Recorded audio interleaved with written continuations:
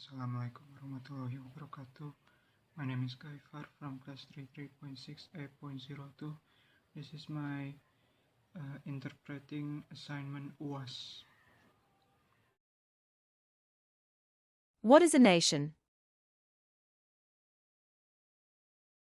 The attempt to formally define the nation as a political concept dates back to 1882 when French philosopher and historian Ernest Renard published his seminal essay titled, What is a Nation? In this essay, Renard defines the nation as a large-scale solidarity constituted by the feeling of sacrifices that one made in the past and of those that one is separated to make in the future. This explains why Renard believes that if we are to imagine the nation as good and worthy of continuous sacrifice, we must realize that it necessarily entails a process of forgetting. This is because, for Renard, the efforts to obtain national unity, either in the name of civic or ethnic nationalism, involve acts of violence and subsequent forgetting. Based on the initial conception of a nation developed by Renard, scholars have come up with a more formal definition of a nation, namely, a community of people formed on the basis of a combination of shared features such as language, history, ethnicity, culture, and territory. Put differently, a nation is the collective identity of a group of people understood as defined by language, history, ethnicity, culture, and territory. And for this reason, a nation is generally more overtly political than an ethnic group. In fact, many scholars considered it as a fully mobilized or institutionalized ethnic group. Later on, the famous political scientist, Benedict Anderson, views the nation as an imagined community. For Anderson, the nation is an imagined political community that is culturally imagined as both inherently limited and sovereign. As we can see, there are four key elements in this definition. First, the nation is imagined simply because members of any particular nation will never meet most of their fellow members, yet in the minds of each lives the image of their communion.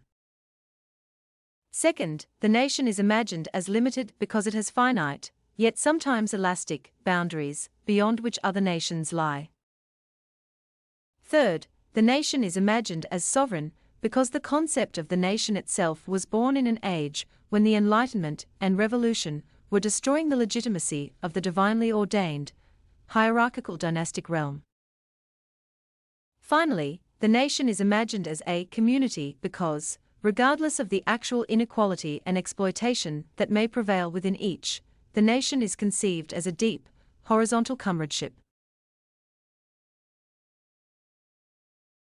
Apa itu negara? Negara adalah organisasi kekuasaan yang berdaulat dengan tata pemerintahan yang melaksanakan tata tertib atas orang-orang di daerah tertentu.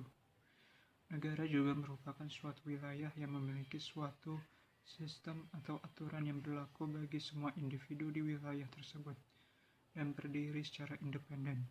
Syarat primer sebuah negara adalah memiliki rakyat, memiliki wilayah, dan memiliki pemerintahan yang berdaulat, sedangkan syarat sekundernya adalah mendapat pengakuan dari negara lain. Ada dua bentuk negara yang dikenal di dunia saat ini, yakni kesatuan, unitaris, dan serikat federasi. Negara kesatuan unitaris merupakan bentuk negara yang kekuasaan tertingginya berada di pemerintahan pusat. Secara hierarkinya, negara kesatuan merupakan negara yang bersusunan tunggal yang berarti tidak ada negara di dalam negara. Negara kesatuan dibedakan kembali menjadi dua yaitu sistem sentralisasi dan desentralisasi. Dalam sistem sentralisasi, semua persoalan diatur oleh pemerintah pusat. Daerah bertugas menjalankan perintah dari pusat tanpa diberikan kewenangan. Sedangkan dalam desentralisasi, daerah diberikan kewenangan untuk mengatur urusan rumah tangga sendiri atau hak otonomi, sesuai kebutuhan dan peraturan yang juga diatur oleh pemerintah pusat. Ciri-ciri negara kesatuan hanya terdiri yaitu Undang-Undang Dasar, Kepala Negara, Dewan Menteri, dan Dewan Perwakilan Rakyat. Kedaulatan negara mencakup kedaulatan ke dalam dan kedaulatan keluar yang telah ditandatangani oleh pemerintah bagian pusat. Menganut dua sistem yaitu sentralistik atau dari pusat dan desentralistik atau dari daerah. Hanya menggunakan satu kebijakan terhadap masalah yang dihadapi seperti ekonomi, sosial, politik, budaya, keamanan, dan pertahanan. Contoh negara kesatuan yaitu Inggris, Prancis, Indonesia, dan Maladewa. Negara Serikat Federasi merupakan bentuk negara yang di dalamnya terdapat beberapa negara yang disebut negara bagian. Negara-negara tersebut ada yang merupakan penggabungan diri atau hasil pemekaran bagian. Dalam negara serikat dikenal dua macam pemerintahan di dalamnya, yaitu pemerintahan federal dan pemerintahan negara bagian. Pemerintahan federal biasanya mengatur urusan bersama dari semua anggota negara bagian seperti hubungan internasional, pertahanan, mata uang, dan komunikasi. Ciri-ciri negara federasi adalah kepala negara yang telah dipilih rakyat dan bertanggung jawab terhadap rakyatnya. Kepala negara memiliki hak veto yang dapat diajukan oleh parlemen. Masing-masing negara bagian mempunyai kekuasaan asli namun tidak memiliki kedaulatan. Tiap-tiap negara bagian mempunyai wewenang menyusun undang-undang dasar sendiri. Pemerintah pusat mempunyai kedaulatan terhadap negara bagian dalam urusan dalam maupun luar. Contoh negara federasi yaitu Amerika Serikat, Rusia, Brazil, dan Jerman. Syntax is a law of language that determines the word order and basic sentence structure within the different languages. Each language has a specific syntax that tells the speaker and the listener which parts of the sentence come first to help them make sense of what's being said. It's the guidelines we use when speaking and writing so that sentences are understandable and coherent. Be wary of confusing syntax or semantics with diction. These form the backbone of sentence construction, so let's break these definitions down. Syntax, as just mentioned, is the order of the words in a sentence. Diction is the specific word choice meant to express certain meanings. Semantics is the meaning conveyed by the particular words used. We'll be focusing on syntax in this video. In the English language, there's a word order that is set in stone for most types of sentences. Of course, there are always exceptions, but most of the time, standard English sentences will follow an SVO word order. Subject, verb, object. As in, the boy looks outside of the window. In this example sentence, we have the subject, boy, the verb, looks, and the object, outside. This image is an image of an English grammar syntax tree used by linguists to plot the structure of sentences. You may not often encounter a syntax tree, but knowing how to draw one is rather useful and will help you understand sentence structure. In the chart, you can see that the sentence is broken down into its parts: verbs, nouns, articles, and prepositions. After this step, the words are grouped together to determine which parts of the sentence are noun phrases, prepositional phrases, or verb phrases. Fun fact, SVO is not the only word order structure. Other languages vary word order and even include additional components in their syntax. In the example given with the syntax tree, the subject is cat, the verb is sat, and the object is Matt. The second picture is another way in which syntax can be written out. This diagram takes the sentence, "The dog loved the girl," and breaks it down into articles, nouns, verbs, noun phrases, and verb phrases, just like the previous example. In this sentence, the subject is dog, the verb is loved, and the object is girl. Again, the syntax trees are not to be intimidating, but are used to better understand the structure of a sentence and to reveal each part's purpose within the sentence. An additional use for syntax trees is that whenever a different word order is used for a sentence, it can be decoded. For example, if you are hearing a sentence in a foreign language that follows a VSO order or some other variation, creating a syntax tree for that sentence can help you to put the words in SVO order so that you might understand what's being said. Let's have a recap.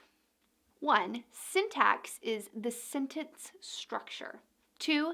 Diction is the choosing of words to relate a certain meaning. 3. Semantics is the meaning that is expressed from the words used.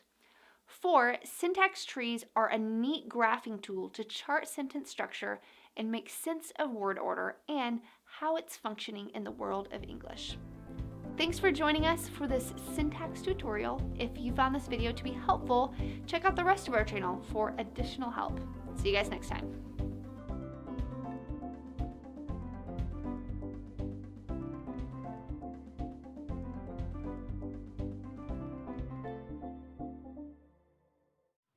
Apa itu sintaks? Dalam linguistik, sintaksis adalah studi tentang bagaimana kata dan morfem digabungkan untuk membentuk unit yang lebih besar seperti frasa dan kalimat. Perhatian utama sintaksis meliputi urutan kata, hubungan gramatikal, struktur kalimat hierarkis, konstituensi, kesepakatan, sifat variasi lintas bahasa, dan hubungan antara bentuk dan makna semantik. Ada banyak pendekatan sintaksis yang berbeda dalam asumsi dan tujuan utamanya. Bidang sintaksis berisi sejumlah topik berbeda yang sering dirancang untuk ditangani oleh teori sintaksis. Hubungan antara topik diperlakukan berbeda dalam teori yang berbeda, dan beberapa di antaranya mungkin tidak dianggap berbeda tetapi malah diturunkan satu sama lain, yaitu urutan kata dapat dilihat sebagai hasil dari aturan gerak yang berasal dari hubungan gramatikal. Urutan subjek, kata kerja, dan objek sunting salah satu deskripsi dasar sintaks bahasa adalah urutan di mana subjek, kata kerja, dan objek biasanya muncul dalam kalimat. Lebih dari 85% bahasa biasanya menempatkan subjek terlebih dahulu, baik dalam urutan SVO atau urutan SOV. Urutan lain yang mungkin adalah VCO, VOS, OVC, dan OSV. Tiga yang terakhir jarang terjadi. Dalam sebagian besar teori sintaksis generatif, perbedaan permukaan muncul dari struktur frasa klausa yang lebih kompleks, dan setiap urutan mungkin cocok dengan banyak derivasi. Namun urutan kata juga dapat mencerminkan semantik atau fungsi elemen yang diurutkan. Hubungan gramatikal sunting deskripsi lain dari suatu bahasa mempertimbangkan serangkaian kemungkinan hubungan gramatikal dalam suatu bahasa atau secara umum dan bagaimana mereka berperilaku dalam hubungannya satu sama lain dalam keselarasan morfosintaksis bahasa tersebut. Deskripsi relasi gramatikal juga dapat mencerminkan transitivitas, pasifisasi, dan penandaan kepala bergantung atau kesepakatan lainnya. Bahasa memiliki kriteria berbeda untuk hubungan gramatikal. Misalnya kriteria subjektif mungkin memiliki implikasi untuk bagaimana subjek dirujuk dari klausa relatif atau koreferensial dengan elemen dalam klausa tak terbatas.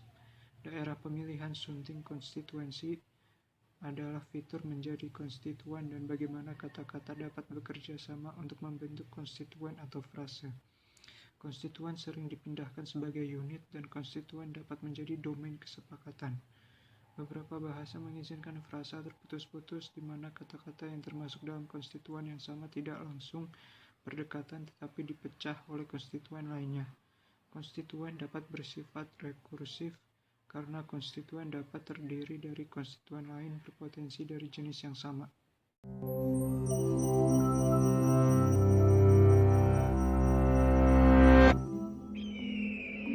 For almost a decade, scientists chased the source of a deadly new virus through China's tallest mountains and most isolated caverns. They finally found it here, in the bats of Shitao Cave. The virus in question was a coronavirus that caused an epidemic of severe acute respiratory syndrome, or SARS, in 2003. Coronaviruses are a group of viruses covered in little protein spikes that look like a crown, or corona in Latin. There are hundreds of known coronaviruses. 7 of them infect humans and can cause disease. The coronavirus SARS-CoV causes SARS. MERS-CoV causes MERS, and SARS-CoV-2 causes the disease COVID-19. Of the 7 human coronaviruses, 4 cause colds, mild, highly contagious infections of the nose and throat. 2 infect the lungs and cause much more severe illnesses. The 7th, which causes COVID-19, has features of each. It spreads easily, but can severely impact the lungs. When an infected person coughs, droplets containing the virus spray out. The virus can infect a new person when the droplets enter their nose or mouth. Coronaviruses transmit best in enclosed spaces, where people are close together. Cold weather keeps their delicate casing from drying out, enabling the virus to survive for longer between hosts, while UV exposure from sunlight may damage it. These seasonal variations matter more for established viruses, but because no one is yet immune to a new virus, it has so many potential hosts that it doesn't need ideal conditions to spread. In the body, the protein spikes embed in the host cells and fuse with them, enabling the virus to hijack the host cell's machinery to replicate its own genes. Coronaviruses store their genes on RNA. All viruses are either RNA viruses or DNA viruses. RNA viruses tend to be smaller, with fewer genes, meaning they infect many hosts and replicate quickly in those hosts. In general, RNA viruses don't have a proofreading mechanism, whereas DNA viruses do. So when an RNA virus replicates, it's much more likely to have mistakes, called mutations. Many of these mutations are useless or even harmful, but some make the virus better suited for certain environments, like a new host species. Epidemics often occur when a virus jumps from animals to humans. This is true of the RNA viruses that cause the Ebola, Zika, and SARS epidemics, and the COVID-19 pandemic. Once in humans, the virus still mutates, usually not enough to create a new virus, but enough to create variations or strains of the original one. Coronaviruses have a few key differences from most RNA viruses. They're some of the largest, meaning they have the most genes. That creates more opportunity for harmful mutations. To counteract this risk, coronaviruses have a unique feature, an enzyme that checks for replication errors and corrects mistakes. This makes coronaviruses much more stable, with a slower mutation rate than other RNA viruses. While this may sound formidable, the slow mutation rate is actually a promising sign when it comes to disarming them. After an infection, our immune systems can recognize germs and destroy them more quickly if they infect us again, so they don't make us sick. But mutations can make a virus less recognizable to our immune systems and therefore more difficult to fight off. They can also make antiviral drugs and vaccines less effective because they're tailored very specifically to a virus. That's why we need a new flu vaccine every year. The influenza virus mutates so quickly that new strains pop up constantly. The slower mutation rate of coronaviruses means our immune systems, drugs, and vaccines might be able to recognize them for longer after infection, and therefore protect us better. Still, we don't know how long our bodies remain immune to different coronaviruses. There's never been an approved treatment or vaccine for a coronavirus. We haven't focused on treating the ones that cause colds, and though scientists began developing treatments for SARS and MERS, the epidemics ended before those treatments completed clinical trials. As we continue to encroach on other animals' habitats, some scientists say a new coronavirus jumping to humans is inevitable. But if we investigate these unknowns, it doesn't have to be devastating. Students and teachers all over the world did their part to help slow the spread of COVID-19 by staying home. But what about their graduation ceremonies? Learn more about TED's global campaign to celebrate and elevate the hopes and ideas of an entire generation. Get involved at ted.com/graduation. Apa itu coronavirus? Coronavirus adalah virus yang menginfeksi sistem pernapasan. Pada banyak kasus, virus ini hanya menyebabkan infeksi pernapasan ringan seperti flu. Namun virus ini juga bisa menyebabkan infeksi pernapasan berat, seperti infeksi paru-paru, pneumonia. Selain virus SARS-CoV-2 atau virus corona, virus yang termasuk dalam kelompok coronavirus adalah virus penyebab Severe Acute Respiratory Syndrome, dan virus penyebab Middle East Respiratory Syndrome. Meski disebabkan oleh virus dari kelompok yang sama, yakni coronavirus, COVID-19 memiliki beberapa perbedaan dengan SARS dan MERS, antara lain dalam hal kecepatan penyebaran dan keparahan gejala. Tingkat kematian akibat virus corona menurut data yang dirilis gugus tugas percepatan penanganan COVID-19, jumlah kasus terkonfirmasi positif hingga 21 Juni 2022 adalah 6.069.255 orang dengan jumlah kematian 156.695 jiwa. Dari angka tersebut diketahui kematian akibat COVID-19 adalah sekitar 2,6%. Jumlah ini menurun dari 3,4% pada bulan Januari 2022 lalu. Meski jumlah kematian akibat COVID-19 tergolong tinggi, angka kesembuhan dari COVID-19 juga terus bertambah. Data terakhir menyebutkan jumlah penyintas atau orang yang pernah terinfeksi virus corona kemudian sembuh adalah 5.903.461 orang. Gejala awal infeksi virus corona bisa menyerupai gejala flu, yaitu demam, pilek, batuk kering, sakit tenggorokan, dan sakit kepala. Setelah itu gejala dapat hilang dan sembuh atau malah memberat. Penderita COVID-19 dengan gejala berat bisa mengalami demam tinggi, batuk berdahak bahkan berdarah, sesak napas, atau nyeri dada. Keluhan tersebut muncul ketika tubuh bereaksi melawan virus corona. Gejala-gejala COVID-19 ini umumnya muncul dalam waktu 2 hari sampai 2 minggu setelah penderita terpapar virus corona. Sebagian pasien yang terinfeksi virus corona bisa mengalami penurunan oksigen tanpa adanya gejala apapun. Kondisi ini disebut happy hypoxia.